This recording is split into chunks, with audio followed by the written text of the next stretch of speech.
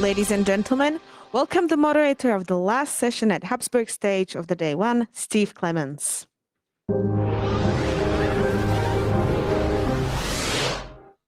Hi, everyone. I'm Steve Clements, editor-at-large of The Hill in Washington, D.C. I've been a regular attendee at GLOBSEC here for a long time. And this topic about digital health, digital rules, ethics in the digital space has been one that we've been dealing with at GLOBSEC here in Bratislava for many, many years.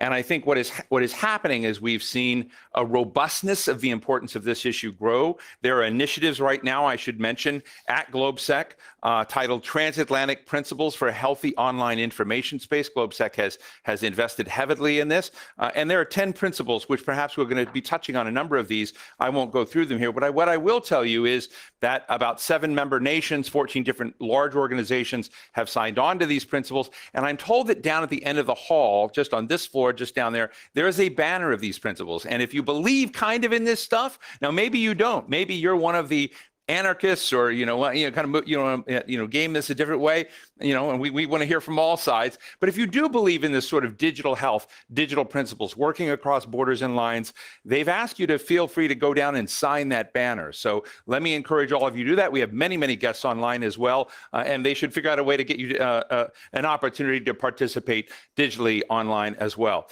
Let me tell you who is joining us for our panel session. Our 3 panelists today are all virtual, and I see all 3 of them here. It's great to see David Carroll. I wasn't sure we were going to have him. David Carroll, let me start out for a moment, is Associate Professor of Media Design at the Parsons School of Design in New York City. He is probably one of the world's most important crusaders for data protection rights. And I just want to put that on the table. He is been the one who created the most significant criminal liabilities for Cambridge Analytica over his own voter rights profile. It's a fascinating thing. He was the subject of a Netflix show called The Great Hack. And so, David, it's great to see you here. We also have with us Renata Nicolai, is head of the cabinet for in the Vice President's Office for Values and Transparency for the European Commission in Brussels. She has a fantastic Twitter feed. I have to tell Renata, I've been enjoying your tweets all day. I just know you have a great soul. So please go take it. And then we have Marcus Reinisch, who's joining us also virtually. He's Vice President for Public Policy in Europe for the Middle East and Africa. So we've got different corners of this conversation here today. And I'm going to try to keep looking at the camera where my guests are. But all of you, I'm going to tell those folks that are online, you can participate, and those in the room or those watching wherever, file your questions in the GLOBSEC app, and they will pop up on my little notepad here, and we'll be happy to bring them to you. Those of you in the room can also pose questions, and you'll just do so at the microphone.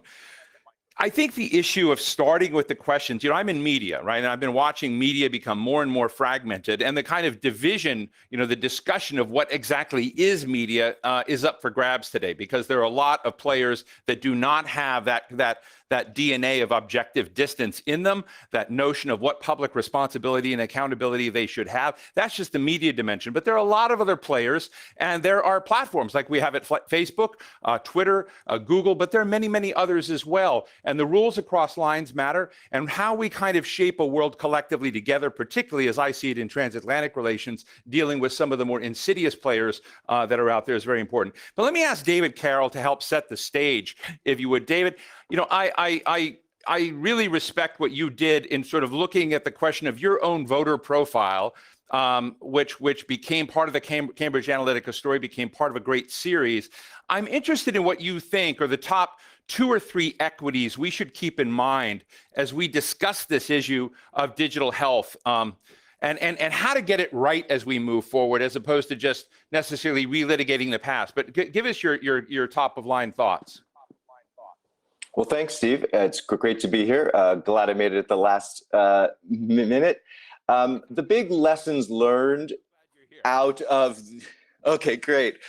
The big lessons learned out of the Cambridge Analytica parable for the future is, number one, the need for a global standard for data rights, the ability for bad actors to exploit the differences between data protection regimes is a significant problem. And if we are to, basically, data does not respect borders. It emanates around the Earth like an atmosphere. So we have to understand it that way. And we risk splinternet if we do not achieve a very strong global standard. The second issue is you can have the greatest laws on the books, but if they're not enforced, they really don't matter that much. And unfortunately, in the case of Cambridge Analytica, the ultimate victory of me achieving the full data request was achieved by an act of journalism because somebody leaked the database to journalists. The data protection regulator was not able to fulfill their task. So even the best data protection authorities don't have the tools or the skills or the resources to tackle the biggest challenges of the day and the future. And then the last thing is, the problem with my story is that it emphasizes this personal responsibility for one's own data. But data is a collective issue, and privacy is a networked problem. And so, you know, it is not my fault that I had a profile collected, nor is it my fault that I spent huge amounts of money and many years trying to get at the truth, when really it affected every registered voter in the United States. And we haven't really reckoned with the way that privacy invasions affect entire communities, even populations. Well, thank you for that, David. I want to encourage our three panelists to also feel free to react to one another as we weave through this. I'm going to get to Marcus in just a moment. But Renata, I want to ask you a question. As you sort of look at this broad subject of kind of creating scaffolding and a platform and a safe space for people's digital rights and digital privacy and digital communications and, you know, just getting all of those features right.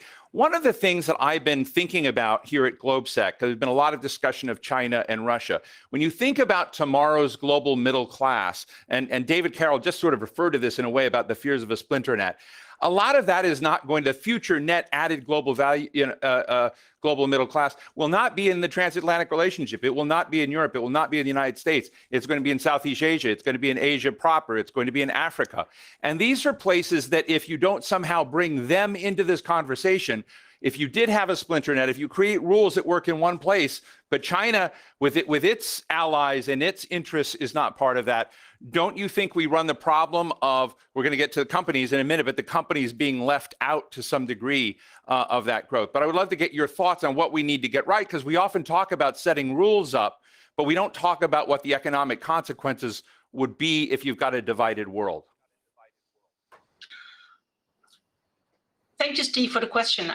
Indeed, I think it's quite important to not forget the global dimension of what we do here, because, you know, this digital transformation that we all live in is in the end something that will unite us all much more and facilitate global conversations. And that's why global convergence of rules is so important.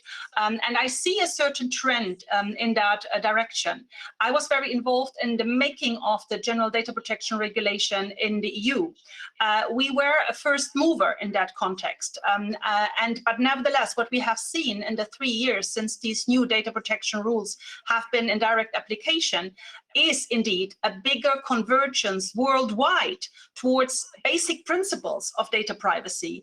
And of course, it's always good if transatlantically we can kind of show the way. And today is a good day to talk about that, because we just had President Biden in town for an EU-US summit and for a NATO summit, with very encouraging signals that the US is back and transatlantic cooperation is back.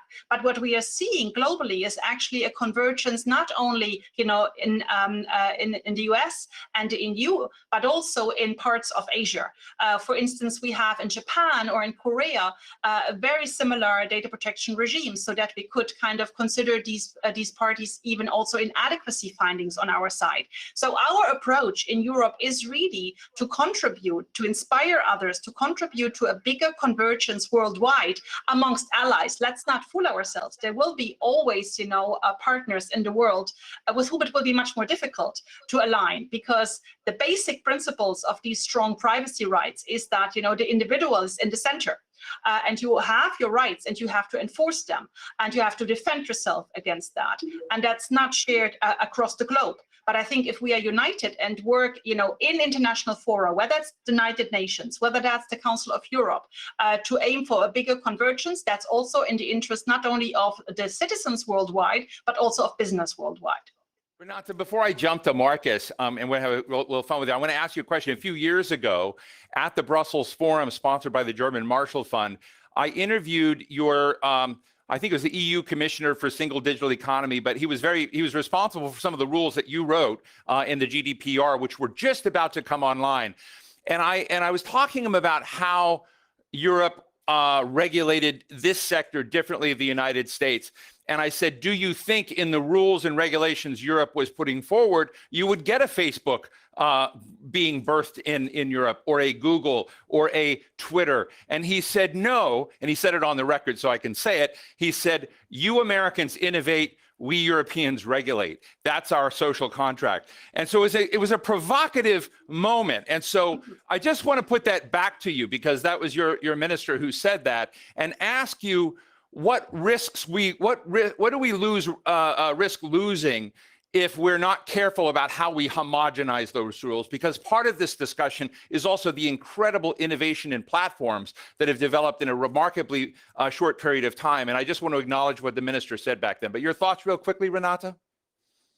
Yeah, I think the situation has changed compared to a couple of years ago, where really in Europe, we just discovered the digital single market as a key kind of, objective on our side.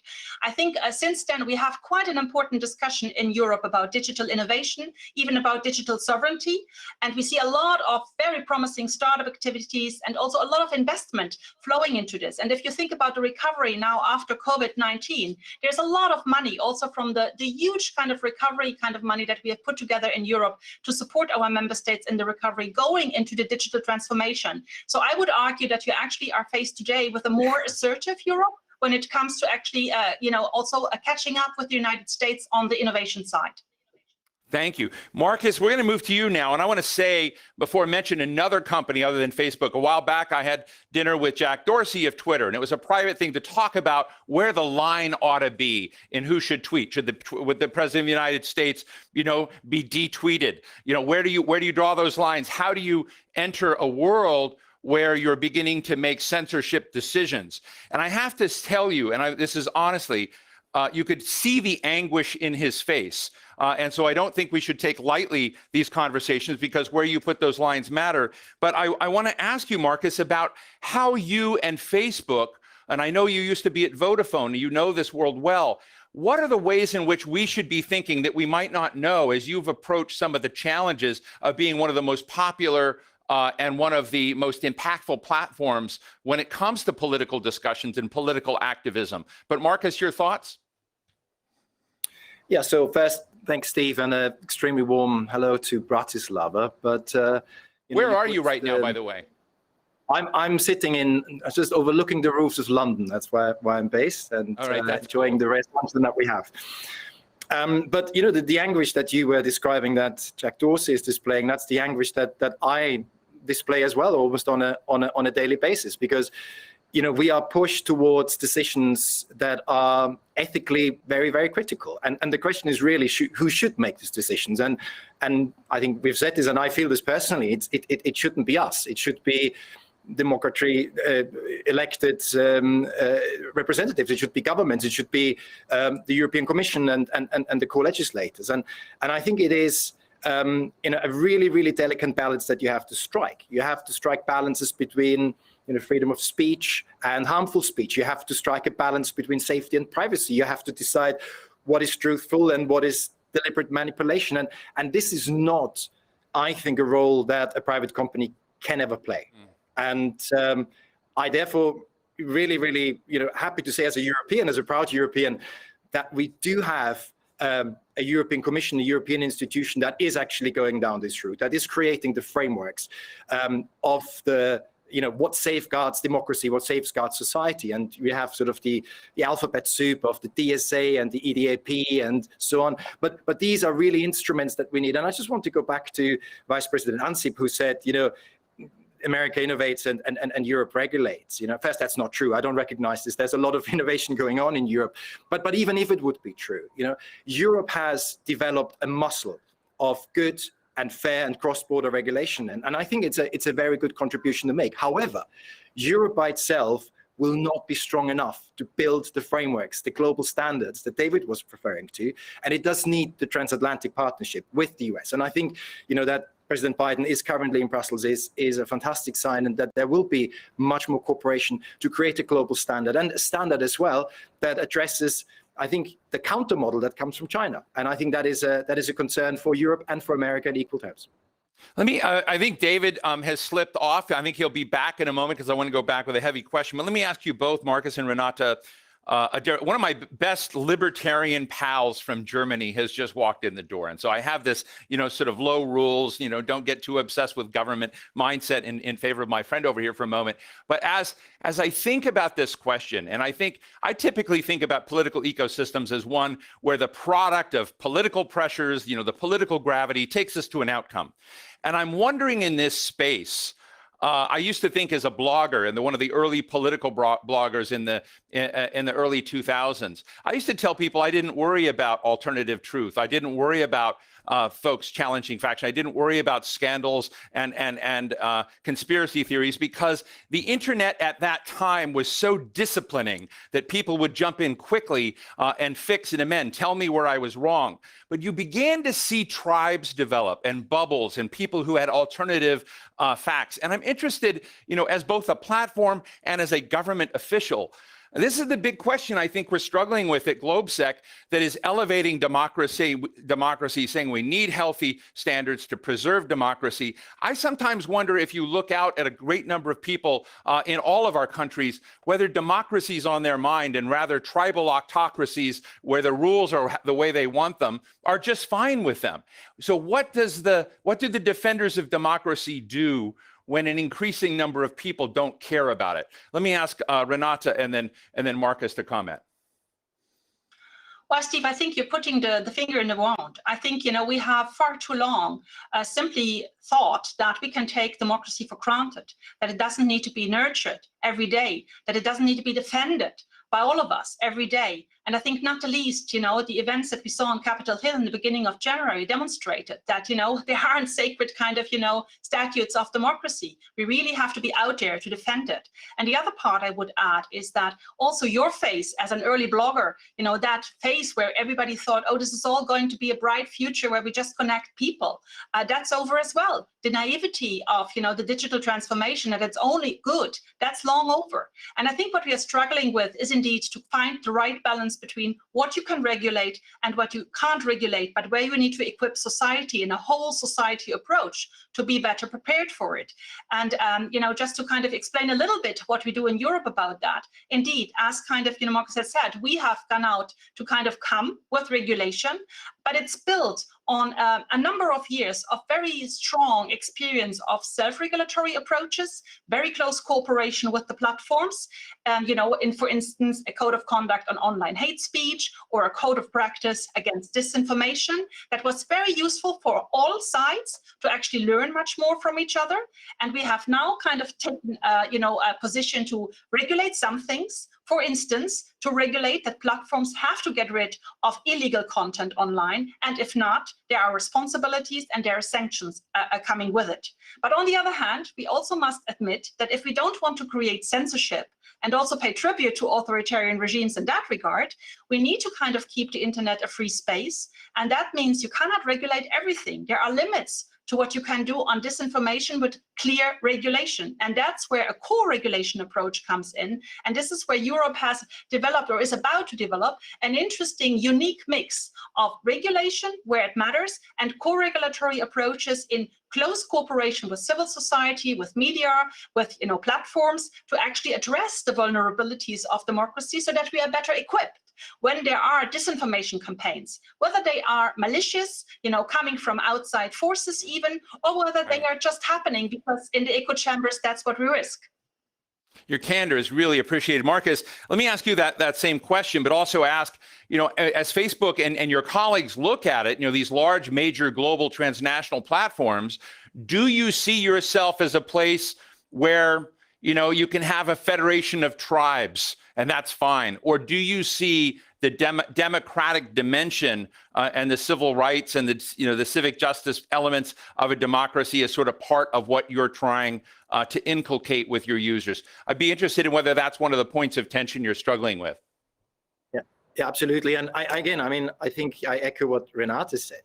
We need frameworks, and we're working on frameworks specifically in Europe. We need co-regulation, but we need actions from platforms like us as well. We have a responsibility, not just a legal, we have a moral responsibility to keep people safe, to protect societies, to protect democracy. And what we do is obviously, we tackle head-on misinformation, we tackle head-on hate speech, we tackle head-on interference in elections, and there are plenty of measures that we take,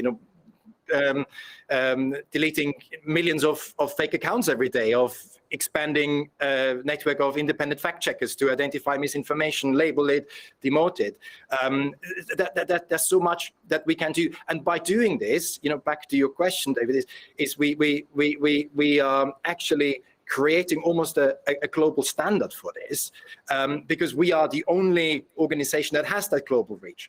But also we have a counter trend, and I think you mentioned this before, and maybe also accelerated to COVID, is that we have much more assertive governments, and they also become more assertive when it comes to digital matters. They become more assertive when it comes to content that should stay on the platform, and sometimes that content is regime critical content, that is opposition content. That is a really difficult situation for us. So we have this tension of, on the one side, a cross-border service that tries to reflect values of freedom of speech, of human rights, and so on.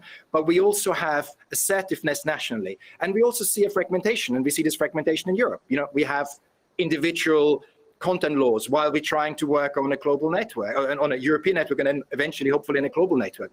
But what you mentioned, this tension is inherent, and it plays out between our global community standards, which are the rules that allow what can be kept on the platform, what is taken off, between regional regulation and frameworks, and then national regulation, and then individual demands from governments across the globe. So it's a very, very difficult and heady mix for us. Well, thank you. I think we've got David back online. There's David. David, while you were away doing something else, I asked the question of whether people online, or increasingly in our nations, our citizens, are as obsessed with preserving democracy as many people at this conference are, and whether or not they want to see the ascension of their tribe and a different set of rules, and they're really not empathetic or concerned across lines. And I know you are, and I'm just interested as an American citizen, in this space, do you worry that bifurcation of interest that's out there, that design that we may make some mistakes? I mean, I just, as I sort of deal every day in the media space, and look, the Hill is a very centrist place, which means we have all sides screaming at us. But when you kind of look at that, you see very different gravitational force fields depending on where you are politically, how you think what matters, what you prioritize, how you see the world. And as we talk about homogenizing rules and systems that protect those individuals who really don't care about that, they care about their side winning. I'm just interested in what your thoughts are. Well, thank you. It's no coincidence that President Biden's infrastructure plan is calling for improvements to broadband, because I'm in a rural area and I'm having trouble with my internet here. So even the basics still have a long way to go. But with regards to, just speaking personally, during the pandemic, I relocated to a rural area, and some of my neighbors, have opposing political views. And so it's a really important moment to just meet neighbors and reconnect. We have a urban-rural divide in the US that is further exacerbated by the ways that social media and digital marketing further segments us into like-mindedness for the purposes of better performing advertising measurements. And so it takes individual citizens to kind of work against this on very personal one-to-one ways. For me, the reason to pursue the Cambridge Analytica case was because I was very worried about the way that advertising technology and social media technology and the military-industrial complex were all converging to threaten the very notion of self-governance and self-determination. And so I wanted to lift a veil onto how manipulation was occurring right there on the surface and below the surface, so that people could see. And indeed, when people see inside the machine, it is the most effective way to limit its impact. That once we can see it, it is less effective at dividing us. Let me thank you for that. Let me ask you all another question. I would mention, I remind you all, you can ask questions through the app. Someone asked me a defense industry question, which I'm not sure fits, but I'm going to ask it if we have no others. And you can also ask questions here in just a little bit at the microphone. But we have a great innovator from Slovakia sitting in here, the CEO of Tachyon. He's a big giant in the artificial intelligence world. I remember talking to Eric Schmidt of Google at the time. He said, I asked him, how do you think you're going to get the publics in our world to trust AI? And he says, well, AI is going to fix bad health diagnoses because the health diagnostic system is so horrible. That'll be the other side. The other thing it will fix right away is identity theft and fraud in financial. He says there are going to be practical ways that AI comes in and changes the prospects and welfare of people. In this conversation, as I listened to Marcus talk about, I don't know, the hundreds of thousands of people out there. I don't know how many you've got, basically getting rid of the millions of bad messages and whatnot, but it's an active thing you're having to do to remove those messages. And I'm just interested in whether or not we are locked in the wrong frame for thinking about this, that a lot of this online health could in fact be put in place by the advances that are coming in AI, the advances that are coming in. Can we build in to the systems we're producing something that more automatically produces healthy outcomes, or is that naive of me, Marcus? Well, first, you mentioned this already. The AI system is not just there to help elites and to help technology companies. It's there to help users and individual citizens. And actually, ironically, the place where we deploy the most sophisticated and most AI is actually of determining and finding untoward content, hate speech, and so on. I mentioned 97% of hate speech is detected before it is reported. That's done through AI. So AI is already built to benefit the user, but there's no question that it requires much more transparency, and I agree here with David. That's the concern. The concern, it is a black box, and you don't know what's going on in there. And actually, when you look at it, it's relatively simple. If you look at your Facebook newsfeed, it's fairly simple why things are ranked the way they're ranked. But I do believe that there is a need for a framework to build sort of the ethical element of AI. And again, I'm coming back to this. This is not something you can leave to private companies. I don't think that is something you can leave to even self-regulation. And therefore, the attempts, again, here in Europe, and Europe is a leader in these things, is extremely welcome to have a framework of how AI should be deployed by companies, but also actually by public bodies, because it's not just us who deal with sensitive data. And I would argue that actually some of the public institutions, to think about health organization, health services, have much more sensitive data that with AI has potentially concerning outcomes. So I think tackling it through a regulatory framework, an open, transparent regulatory framework, while at the same time putting an onus on companies like ours to be transparent and to actually also recognize that AI is something that is used for you. This is not to polarize people, not to keep people on the platform, as often alleged, because we are an advertisement business. Right. We have advertisers that don't want to see the advertisement next to polarizing content. So there is an incentive to use AI for good and not for bad. Well, before I jump to Renata to ask her the same thing about AI and how Europe uses it, say as opposed to China, or how Facebook uses facial recognition as opposed to how China uses facial recognition, Marcus, let me ask you one other question. Facebook has made the decision to say bye-bye to President Trump for a couple of years. And you went through a process for doing that. There are a lot of other autocratic leaders who I remember when Emmanuel Macron spoke to GLOBSEC, and he said very bluntly in English, the populists in Europe are lying to their citizens. And so I'm interested in whether that decision on Donald Trump leads to the necessary banning of other leaders who mimic some of those behaviors. What are your thoughts, real quick, and then we'll jump to Renata. Yeah. Look, all our policies before the decision on Trump, never allowed that public figures can incite violence. So, I mean, there's not necessarily a change to our policy, but definitely what happened on the 6th of January in the US is obviously a pivotal moment. And we had to make this drastic decision, and it was the right decision. And as you rightly say, this was a fundamental decision which we put in front of our external independent oversight board. And they came back and they said, look, number one, your decision was right. Yeah, you had to take Trump off the platform. Number two, banning him indefinitely, that is more problematic because there is no due process. It's not transparent why you did that. And back to you need to find a transparent process that you need to communicate properly. So that's where we ended up in there. But what we do as a response to the decision of the oversight board is to create standards for public figures that don't just apply to one public figure, to ex-President Trump, but actually apply to all politicians, to all public persons who potentially abuse the ability of the platform to communicate and thereby trying to incite violence and cause harm. Thank you for that. Renato, let me ask you to comment about AI and technologies as you see them. I mean, Brad Smith, who's also speaking here, the president of Microsoft, wrote about advances in technology as tools or weapons. And so we're talking about things that can be used either way. But tell us how you think about, AI and other techniques coming into the system to help perhaps right the ship when it comes to digital health and digital privacy and, digital accountability and responsibility. I strongly believe that we need to kind of structure systems where technology serves the people and not the other way around. And for instance, we are already using AI systems very well today in kind of, putting order on the internet when it comes to illegal behavior. There has been even a couple of years back, a global initiative to fight against child sexual abuse online.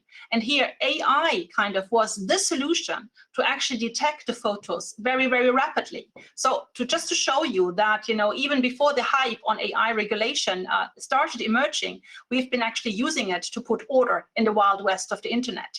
But indeed, in Europe, we have also put regulation on the table, the so-called AI Act, which is very much driven by the idea of having, an ethic by design, a human-centric approach in AI, because we want to use the chances of this technology. We want to have better health. We want to have solutions on mobility that are more adapted to our needs. We want to use it in all sectors. We also want to kind of catch up with regard to the huge investments that are already happening in the US and in China on AI.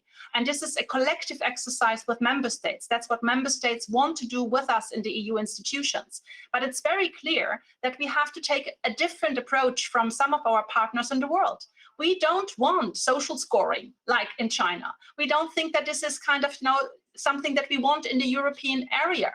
So we have made a choice in this AI Act to also say there are risky areas where we either want to have a high level of regulatory observation and supervision, because it can really turn it around when you're talking, for instance, on using AI in recruitment or in public services.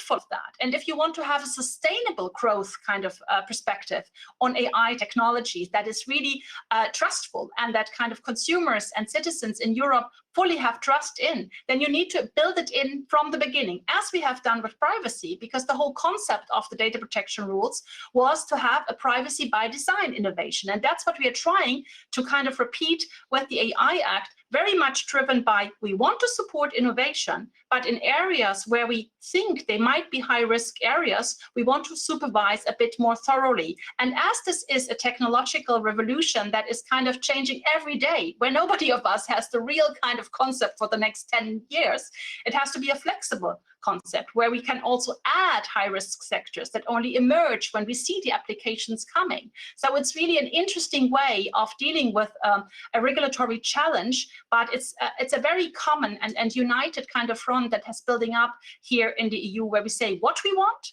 where we want to lead the way, hopefully inspire others, but also make a clear kind of difference between us and others.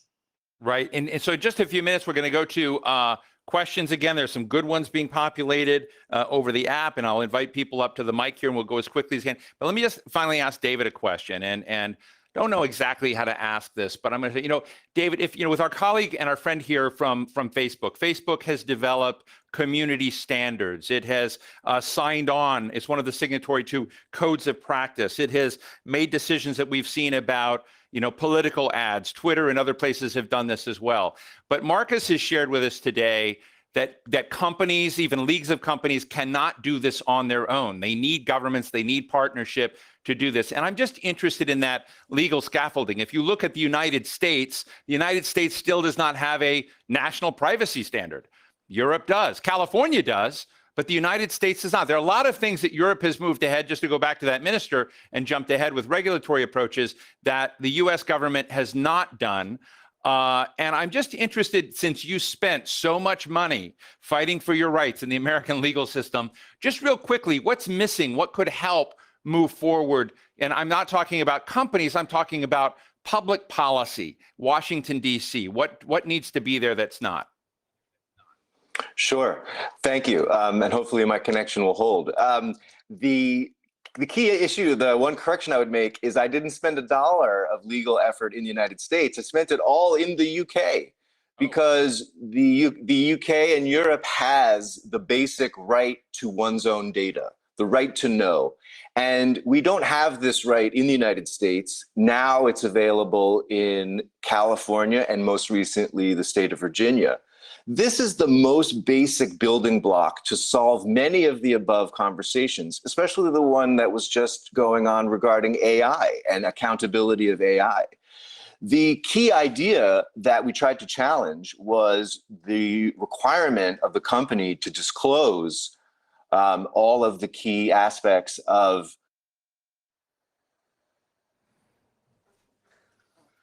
At least he looks, okay, there he's back. Okay. Oop. Oh, no, you're back. You're back. Keep going, David. Keep going. Keep going. I see you. Thank you. I'll try to get it out. That the key aspects of the Cambridge Analytica case was, how did they build these profiles? Where did they get the data sources from? How did their algorithms work? Under the UK law, they were required to disclose that, and they managed to conceal it. So we still have a lot of work to do in enforcing the transparency that's already mandated in Europe, and how to build similar requirements in the United States and other countries that are working on regulation to create this global standard, to create the adequacy of international trade. But the fundamental bedrock is the right to know.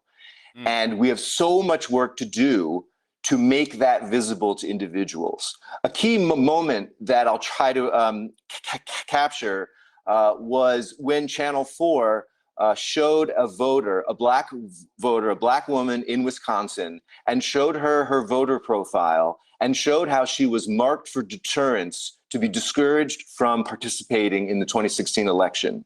And when she saw that, her response was, "This makes me want to vote even more," meaning in the 2020. And so the simple transparency of what is behind the screen, I think, is the most important thing that we need to achieve first.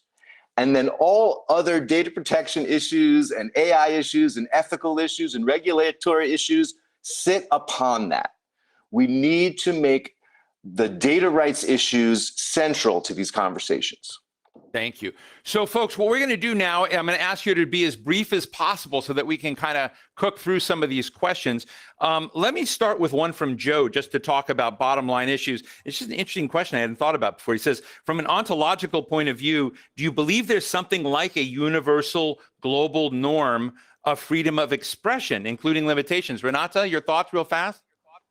Well, we have, international, human rights standards, even in the United Nations, and their freedom of expression is clearly included. And that's why, I would say there's already quite a global convergence on the importance of freedom of expression. Where we differ a little bit is, whether that's absolute or how it can be reconciled with other interests, such as security. Marcus, I think you would have thoughts on that. Is there a kind of universal building block in when Mark Zuckerberg put this all together? Was there sort of a unit of belief in that element of expression that was part of the DNA of your platform? Yeah, it's the same answer. There are global standards.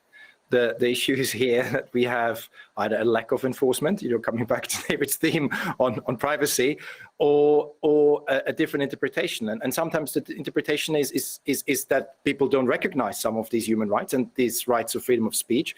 But also, I think more subtly, and I think Renate made the point already, is that the absoluteness of them. And I think it's just as a European working for an American company, there's a different ranking of where freedom of speech stands, where the integrity of the individual stands, and I think this is normal, because speech is a cultural thing. And sometimes it's impossible to really have deep frameworks that cover everything and that go across the globe. So it's a big challenge. And back to the question you asked before already, Odad, I think we have to hold on to global standards in our community standards, but that is challenged on a daily basis. Of course, what's going through my mind right now is Belarus and what we saw happen to a blogger and pulling down a plane who actually had that universal right of expression. Just going through my head right now. We got a question right here. Yes, go ahead. Hi, I'm Ayman Hanna from Lebanon. I run a freedom of expression organization in the MENA region. How's it going? Oh, badly. This is why I'm asking Marcus. You mentioned the great progress that Facebook made in terms of fighting disinformation through fact-checking networks, fighting election interference, and fighting hate speech. Well, I'm inspired by a great book, Beware of Small States by David Hurst, to ask you about supporting democracy where it's more fragile, where it's less established, where it needs to be further nurtured. Yes, there is progress in terms of disinformation in other languages, but specifically election interference in smaller countries, in fragile democracies. Under your jurisdiction, Tunisia, Algeria, Iraq, Lebanon, horrible information marketplace. Same for hate speech and uneven level of attention during the Israel-Palestine latest conflict. The attack by the hordes of supporters of Mohammed bin Salman. So what are you doing to these more fragile countries in languages that are not as widely represented on the internet as English and other major languages? These are the places where democracy is most fragile and where we need to support it the most. Great question. Thank you. Let me ask David Carroll for his thoughts. David?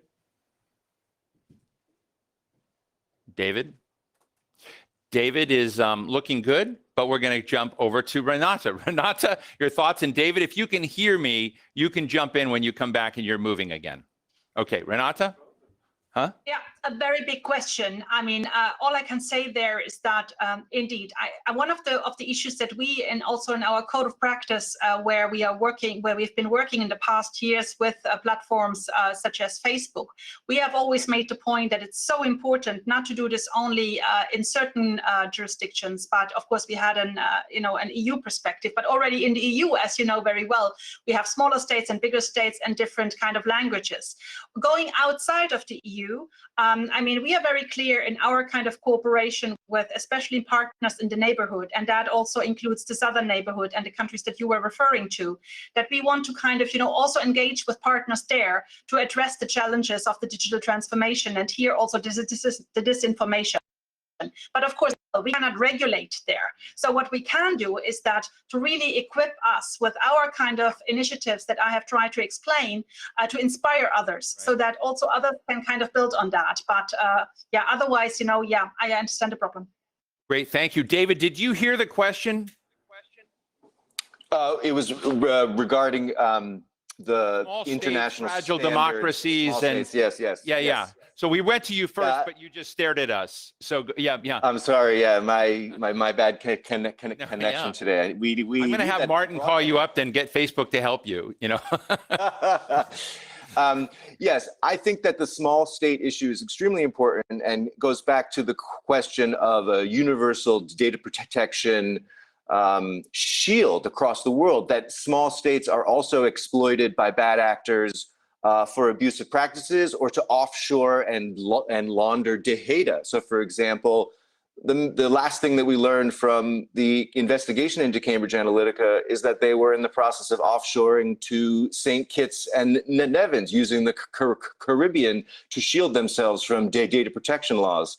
So we need to understand that every citizen in every country deserves equal protection under an equal set of laws and rules. And then the problem that we also need to address is that advertising supported public interest platforms are inherently, there's a tension there, that what is good for a brand may not be good for a public society.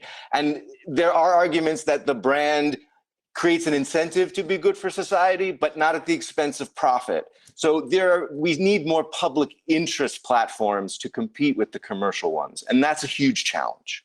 Marcus, thank you. Marcus, can I ask you to share your thoughts with that? But we also have a question here from Ivan that's come in online.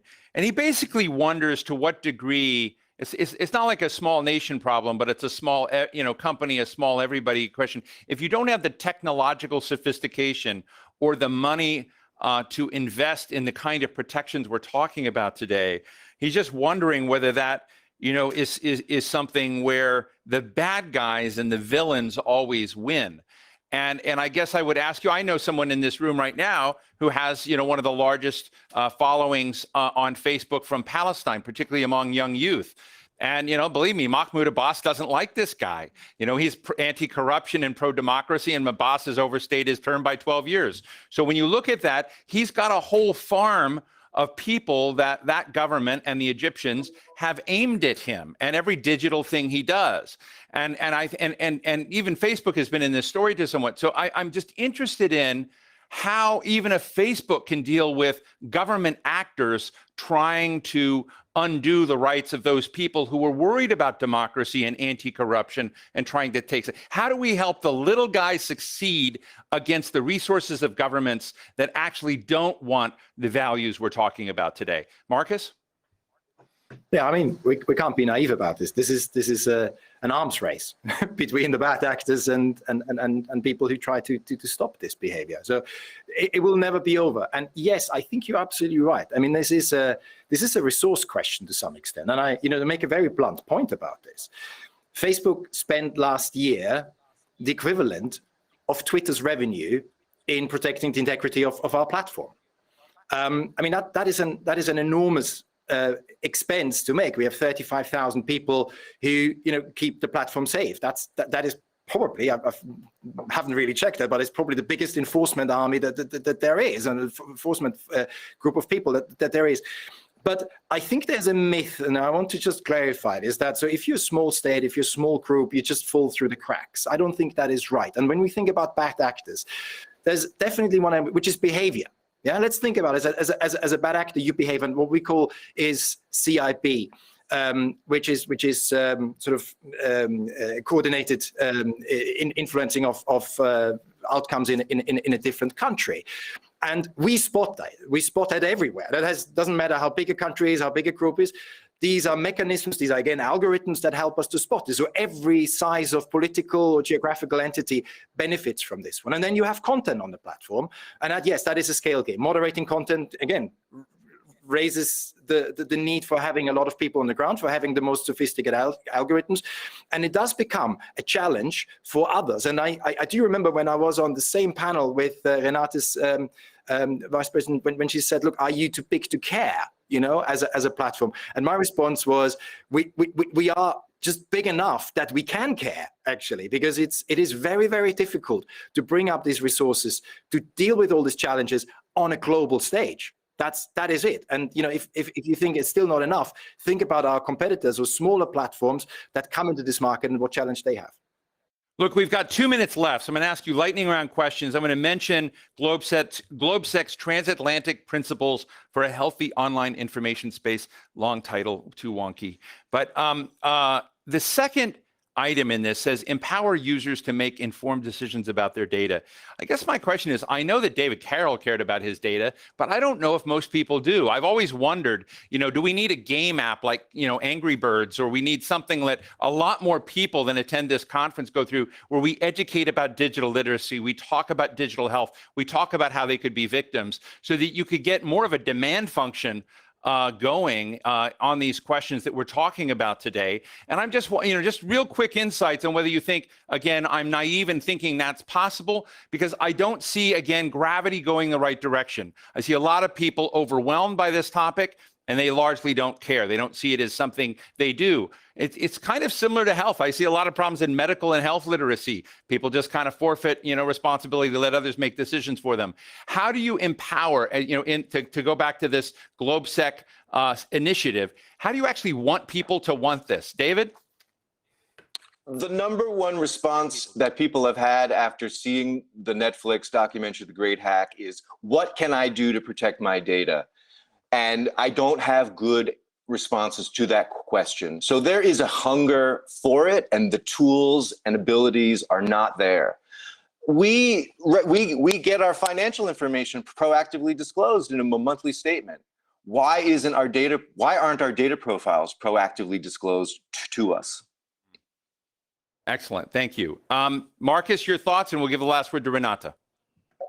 I would go in a similar direction. I do think, there are people, probably as a fraction of population that doesn't really care, generally doesn't care, and there's people that care. But I think what is important is that the people who care have more opportunities to express that care and to have more control and have more transparency over the data. And I think that's sort of a gradual process that we work towards as a private company with our settings, with our product changes. Right. But also, I think that's where we go in with all regulations. Think about the Digital Services Act. Think about privacy regulation and so on. So I think it's a pincer movement that is required here. But more transparency, more control. That's the way to go. Thank you, Renata. You're going to get the last word. I think, Steve, I'm less pessimistic than you about the citizens in general. But I'm a journalist. It's my job to be pessimistic. Absolutely. But on the other hand, I see a real task here, because if we don't address the media literacy and the digital literacy in societies and at all ages, I mean, there's a lot of talk about, education, school education, and focusing on that. But you have to really think about, all generations. There's also a vulnerable group of elderly people. If we don't get that right, the digital divide, and with all the kind of the difficulties that come along with it, can really harm us. So I think we have understood that this is a huge kind of task for us, that along with regulation, increased transparency, we need to kind of, really engage in concrete programming and concrete kind of, tools to enable users to actually be better informed. Because otherwise, if we lose them, we will not kind of find a way through that. Well, listen, what a great conversation in a short period of time. I didn't know where this was all going to go, but I thought we actually did say and reveal some very interesting parts of this discussion. I really want to thank Renata Nicolai of the European Commission in Brussels, Marcus Reinisch of Facebook. I'm happy to friend you if you want, Marcus. We can become pals.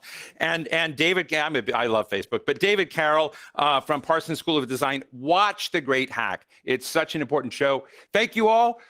Right now, our time is up. I should say that there is a program about to begin with the Prime Ministers of Slovakia and Austria in the Maria Theresia room. It's going to be tough to get in there. You'll have a lot more fun if you just hang out in this room, because it's going to run live here. But let's give a big round of applause to our panel. Thank you so much. Thanks, David. Thanks, Marcus. Thanks, Renata. I hope to see you in person one of these days. That'd be nice. Bye. Very much.